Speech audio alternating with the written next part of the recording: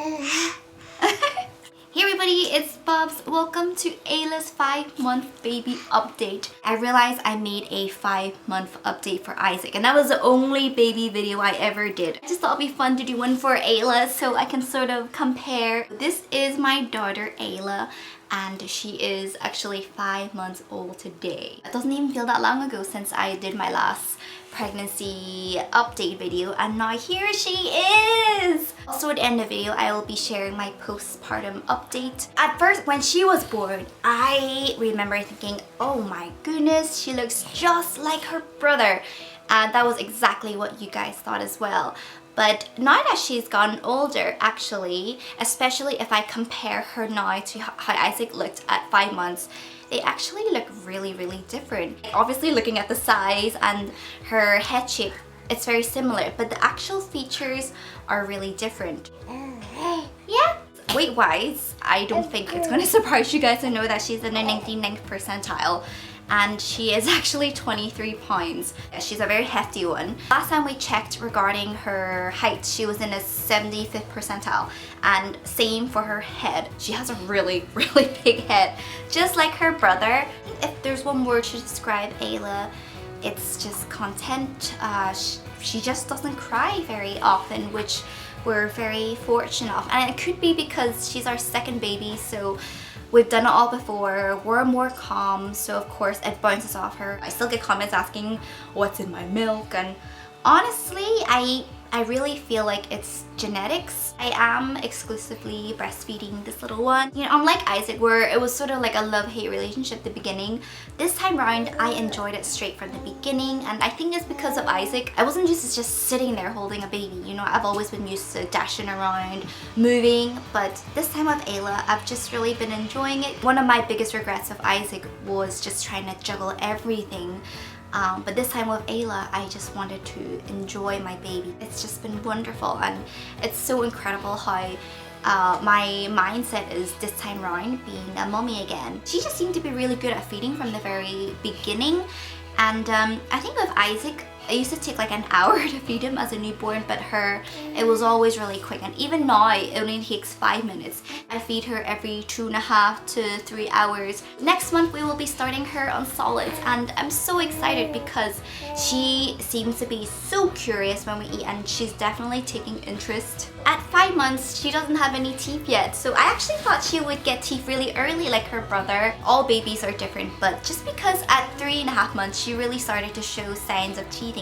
Isaac, his bottom 2 teeth cut when he was around 4 months. So now at 5 months we still don't see anything yet. So the girl is taking her time. It's quite fascinating because with Isaac, he looks a lot like daddy, but personality wise he's very like me.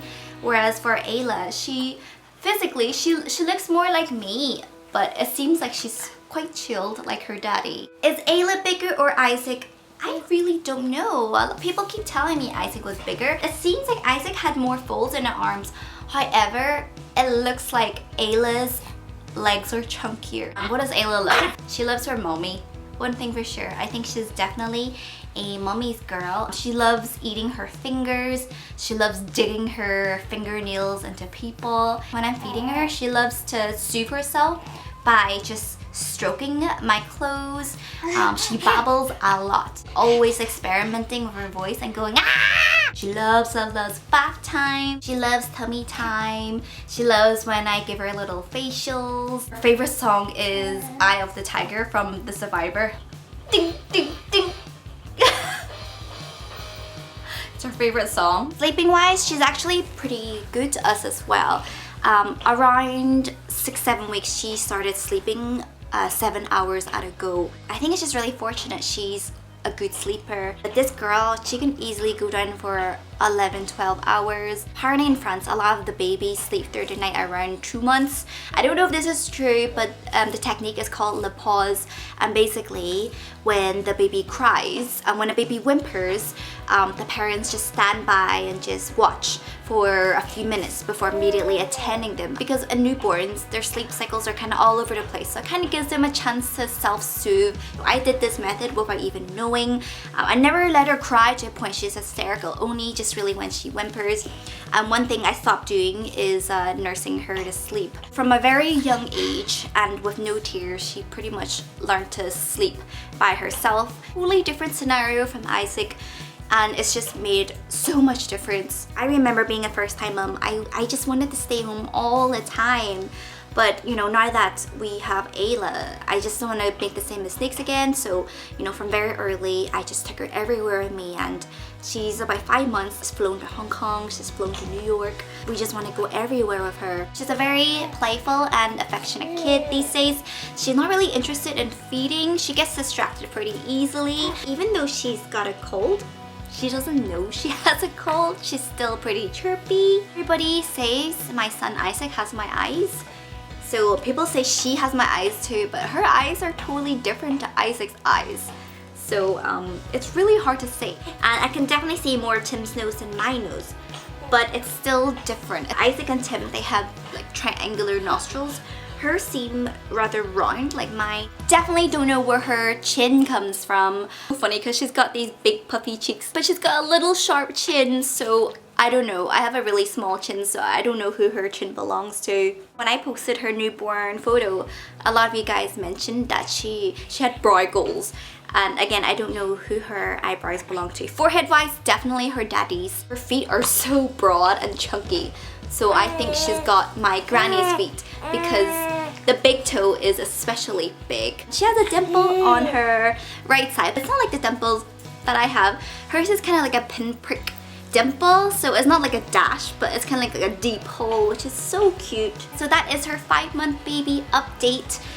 Maybe we will do one when she's 1 year old. I feel like she's just the perfect one for our last child. We're pretty content on the idea of having 2 kids.